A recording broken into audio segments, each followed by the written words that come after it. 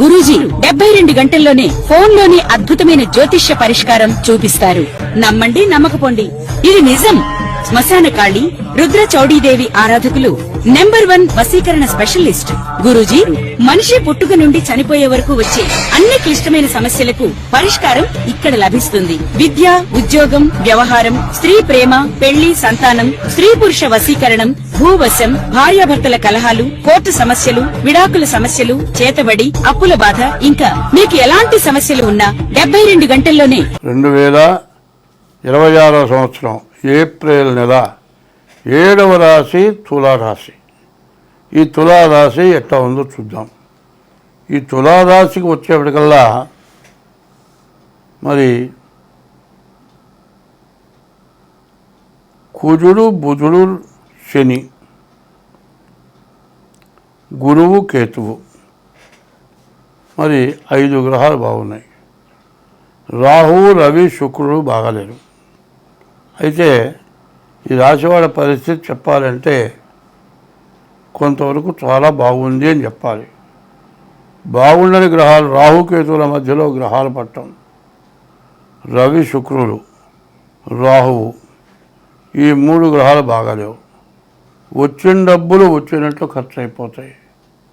ఏదైనా ఒక పని చేద్దాం అనుకుంటాం, ఎందుకంటే ఏమొద్దండి, పడుకుంటానికి కింద పడుకుంటున్నాం, మంచం కొనుక్కుందాం. మంచం కొనుక్కోవడం అనేది ధర్మం. మంచం కొనుక్కుందాం అంటే మంచం పరుపు కొంటే కూడా 30,000 40,000 అవుతుంది. ఆ టైంకి ఎవరికోటికి అయ్యేది జబ్బు వస్తుంది. హాస్పిటల్ పాలైపోతే ఈ 40,000 మంచానికి దాచిపెట్టిన డబ్బులు మొత్తం పోయి ఇది చాలకి ఇంకో 30,000 అవుతుంది. ఏమీ ఉండదు. జలుబు, ఈ జలుబుకి అర్థం కాదు, ఎన్నో టెస్టులు చేస్తారు. కనీసం 20 రోజులు 25 రోజులు మందులు వాడతారు. చివరికి ఏదో అర్థం కాదు, ఇంకా కాస్త టైం ఇంకా కాస్త తాగితేగాని చెప్పాలంటారు.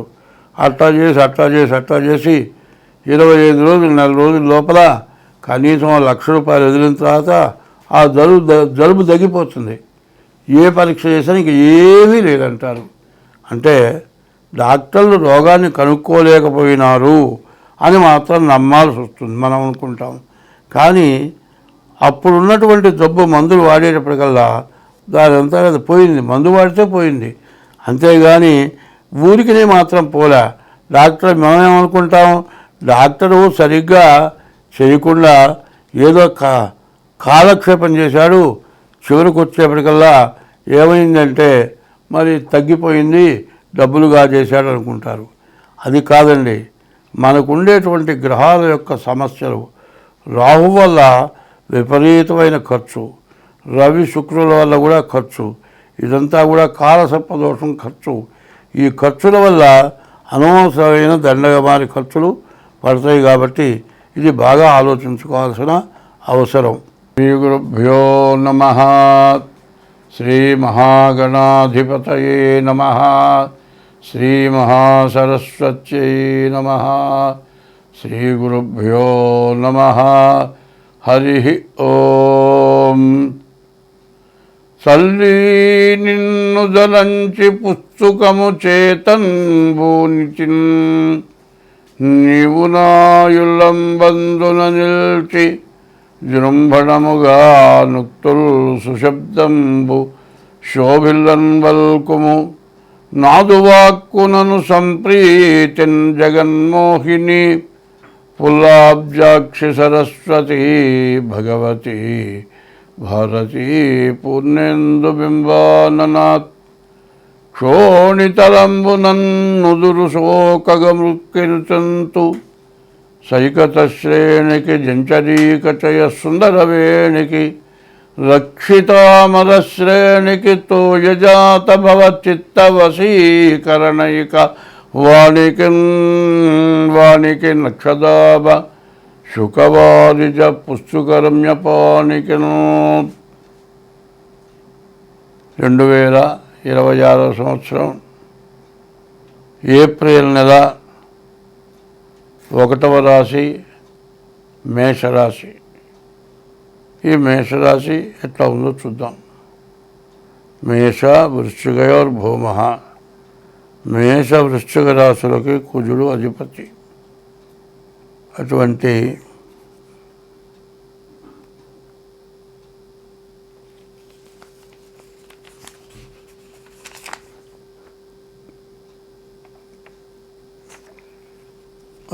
కుజుడు ద్వాదశంలో ఉన్నాడు. మరి కుజుడు ఏకాదశంలో ఉన్నాడు. కుజుడు, బుధుడు, రాహువు ఈ 3 గ్రహాలు కూడా ఏకాదశంలో ఉన్నాయి. ఈ 3 గ్రహాలు ఏకాదశంలో ఉంటే చాలా బాగా ఉంటుంది. మరి ఈ రాశిలో ఉన్నటువంటి కుజుడు, బుధుడు, రాహువు డబ్బు బాగా వస్తుంది. ఎప్పుడు వచ్చే దానికంటే బాగా ఎక్కువగా వస్తుంది. కుజుడు బాగున్నాడు, స్థలాలు కానీ ఇల్లు కానీ కొనుక్కుంటానే బాగా అవకాశం ఉంది. బుధుడు బాగున్నాడు, వ్యాపారం బాగా సాగుతుంది. శుక్రుడు బాగున్నాడు, వివాహం జరగటానికి బాగా అవకాశం ఉంది. కానీ 4 గ్రహాలే బాగున్నాయి, మిగతా 4 గ్రహాలు బాగాలేవు. రవి, శని, శుక్రుడు, గురువు, రాహువు, కేతువు ఈ 4 గ్రహాలు రవి, శని, శుక్రుడు, రాహువు, శుక్రుడు, గురువు, కేతువు ఈ గ్రహాలు బాగాలేవు. దీనివల్ల 12 ఉన్నటువంటి మరి ఈ శని వల్ల ఏమిటాయంటే ద్వాదశాంత్యో వ్యయోరిప్ప ఏలినాడు శని మొదటి భాగం మేషరాశికి ద్వాదశాంతి 12 ఉన్నాడు. ఈ మేషరాశికి 12 ఉంటే వ్యయకారకుడు, విపరీతమైన డబ్బు ఖర్చు పెట్టిస్తాడు. అప్పులు తెచ్చి కూడా ఖర్చు పెట్టాల్సి వస్తుంది. చాలా ఇబ్బందులు, ఎంత డబ్బున్నా చాలదు, ఏదో రకమైన ఖర్చు, ఇట్లా విపరీతమైన సమస్యలు బాగా ఎక్కువగా ఉన్నాయి. అందులో రాహుకేతువుల మధ్యలో గ్రహాలు పడ్డాయి. కాలసర్ప దోషం ఉంది. ఈ మేషరాశి పరిస్థితి చెప్పాలంటే చాలా కష్టదాయకంగా ఉంది. అయితే ప్రతి వాళ్ళు ఏం చేస్తున్నారంటే వాళ్ళు ఇష్టం వచ్చిన పేరు పెట్టుకొని, ఏమంటే నాది మేషరాశి అండి, నాకు బాగానే ఉంది కదా, మీరు బాగాలేదు అని చెప్పారు అని అడుగుతారు. రాశి ఎట్లా వచ్చిందో తెలియాలి. ఈ రాశి పుట్టిన తారీఖు, నెల, సంవత్సరం, టైము, ఆ టైముకి ఏ నక్షత్రం ఉంది. అశ్వని 4 పాదాలు, భరణి 4 పాదాలు, కృత్తిక 1 పాదం, ఈ మొత్తం కలిసి మేషరాశి. ఈ మేషరాశి అవునా కాదా మీ డేట్ ఆఫ్ బర్త్ ద్వారా చూడాలి. ఏదో పిలిచే పేరుని పెట్టి చూసేది అది కాదు. తర్వాత ఏంటంటే గోచారం అనేది 25 వంతులే జరుగుతుంది. మరి మిగతా 75 వంతులు పుట్టిన టైమును బట్టి జరుగుతుంది. డేట్ ఆఫ్ బర్త్ ద్వారా అందులో ఈ సంవత్సరం అంతా కూడా చాలా అస్తవ్యస్తంగా ఉంది. ఏమీ చెప్పడానికి వీలు కాకుండా ఉంది. సగం బాగుంది, సగం బాగాలేదు. బాగున్నది వచ్చింది చాలక బాగాలేని వారు అప్పులు చేసుకోవాల్సి వస్తుంది. పైన అప్పులు చేసినా కూడా బాధలు, సమస్యలు, హాస్పిటళ్ళు, ఖర్చులు, ఇట్లా విపరీతమైన ఖర్చులు. కొన్ని అనవసరమైన కేసులు నెత్తినబడతాయి. ఏమీ లేదు, పిల్లలు ఉన్నారు, కాపీ కొట్టారనుకోండి డీబార్, ఎమ్మెల్యే చదివే పని లేదు, జడ్జి మార్కు పడిపోతుంది. ఇట్లా కొన్ని పొరపాట్ల వల్ల మరి ఏదో అనవసరమైన ఒక్కోసారి ఏమవుతుంది, మనం ఎవరింట్లో ఉన్నాం అనుకోండి, వాళ్ళ ఇంట్లో అంతకుముందు వస్తువు పోయింది అనుకుంటున్నారు. ఈ లోపల వచ్చేటప్పటికల్లా ఈ మనిషికి ఇక్కడ ఉన్నాడు కాల్ చేశాడేమో, ముందు పోలీస్ స్టేషన్కి ఫోన్ చేస్తారు. నువ్వు కాల్ చేయకపోయినా దొంగతనం నీ మీద పడుతుంది. ఇటువంటి రకరకాలైన సమస్యలు.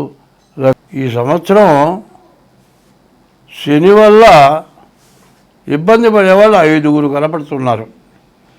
ఎవరు 5 అంటే మేషరాశికి 12 శని, మీనరాశికి 1 శని, కుంభరాశికి 2 శని, ధనస్సు రాశికి 4 శని, సింహరాశికి 8 శని. ఇది ఏలినాటి శనిలో ఇవి 5 రకాలన్నమాట. ద్వాదశస్తమ జన్మస్థం శని అంగారకో గురు కుర్వంతి ప్రాణ సందేహం స్థానచలనం ధనక్షయం. నేను చెప్పా కదా, సింహరాశికి 8 ఉన్నాడు శని, ధనస్సు రాశికి 4 ఉన్నాడు శని, కుంభరాశికి 2 ఉన్నాడు శని, మీనరాశికి 1 ఉన్నాడు శని, మరి మీనరాశికి 12 ఉన్నాడు శని.